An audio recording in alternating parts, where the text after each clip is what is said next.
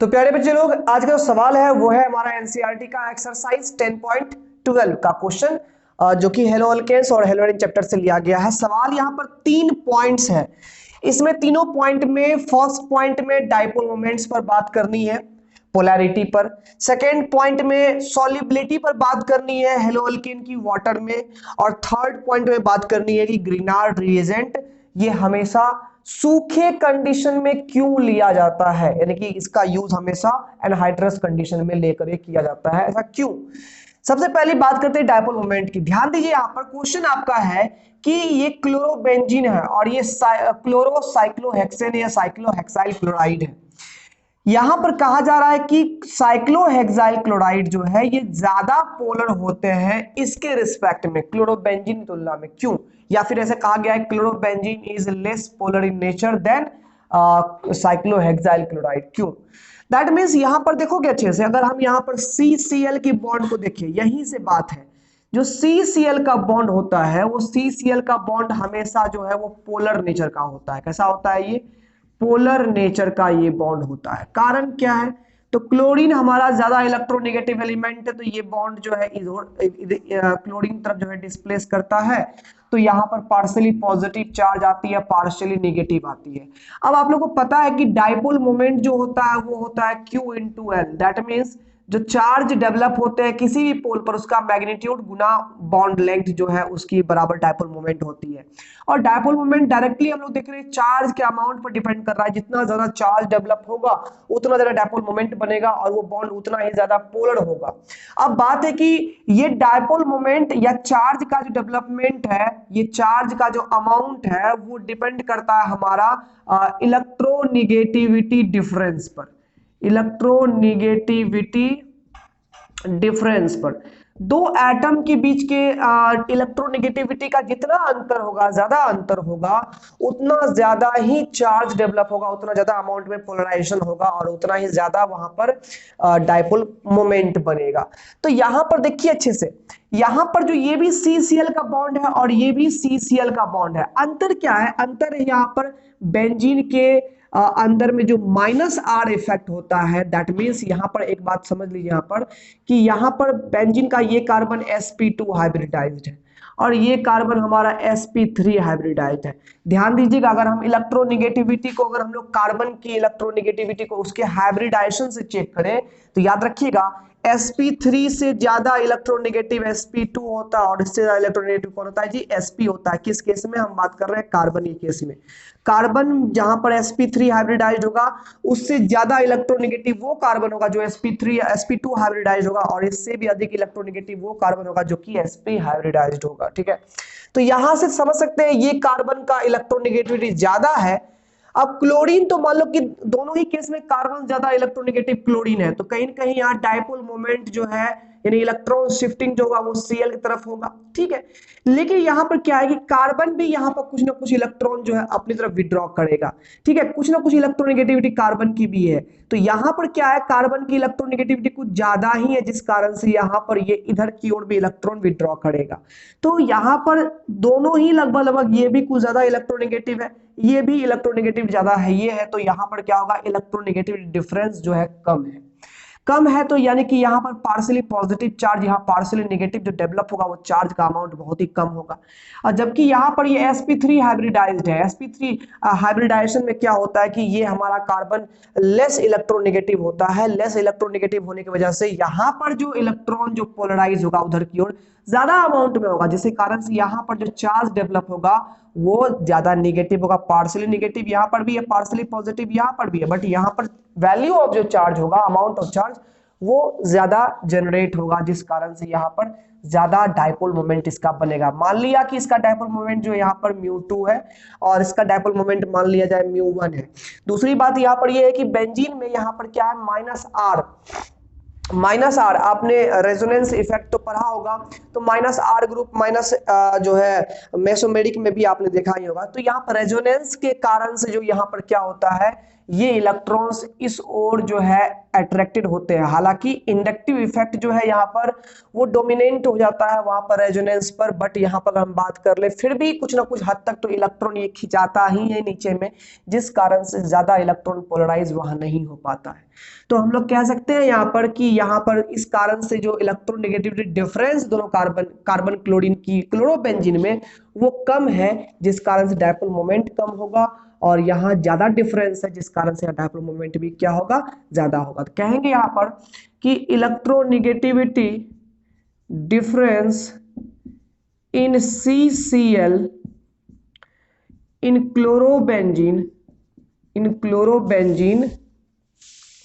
is lower than in cyclohexyl chloride, है ना। So dipole moment in chlorobenzene ऐसे लिख देंगे, chlorobenzene is lesser than dipole moment in cyclohexyl chloride। ठीक है ना, ये सिंपल सा डेफिनेशन यहाँ पर हो गया। और यहाँ पर -R ग्रुप के बेंजीन में -R इफेक्ट होने के कारण से भी यहाँ पर क्या हो गया, इलेक्ट्रोनेगेटिविटी डिफरेंस आ जाएगा, इलेक्ट्रॉन का पोलराइजेशन उधर की ओर जो है कम होगा, तो चार्ज कम डेवलप होगा, तो वहां पर डायपोल मोमेंट कम होगा। ठीक है ना। अब डायपोल मोमेंट कम होने के कारण से भैया क्या होगा यहाँ पर कि ये हमारा वाटर में ज्यादा घुलेगा, क्योंकि जो मोर पोलर है ये वाटर में कम घुलेगा। अच्छा चलो ठीक है।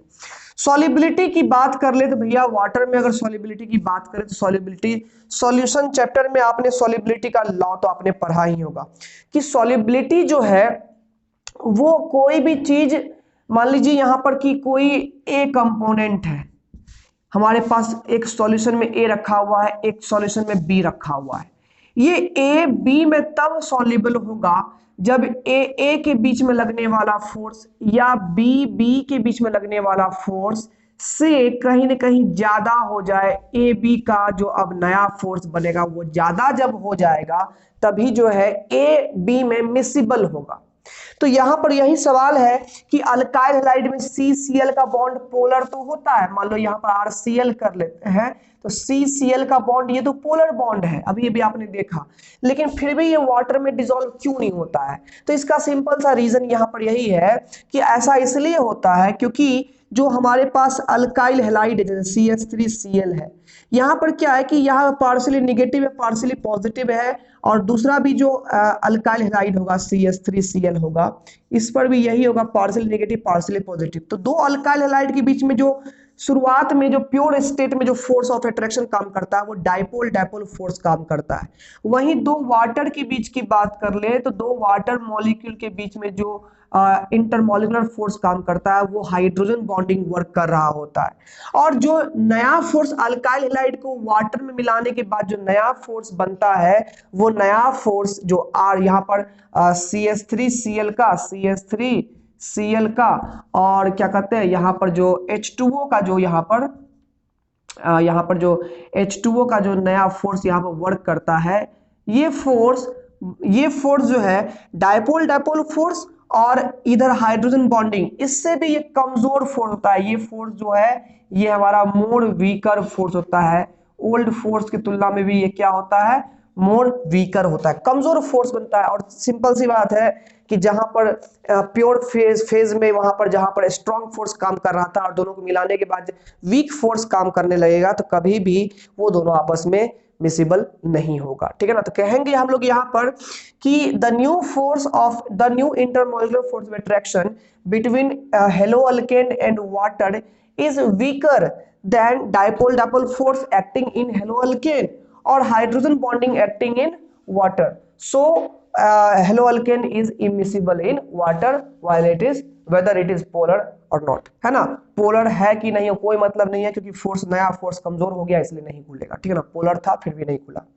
अब यहाँ पर है अल्काइल मैग्नीशियम हैलाइड की बात कर ले तो ये ग्रिग्नार्ड रिएजेंट है। ठीक है ना। अल्काइल मैग्नीशियम हैलाइड को हम लोग क्या बोलते हैं, ग्रिग्नार्ड रिएजेंट बोलते हैं। ये जो होता है ना, ये रिएजेंट बहुत ही ज्यादा रिएक्टिव होता है, ये मोर रिएक्टिव रिएजेंट है, बहुत ज्यादा रिएक्टिव है।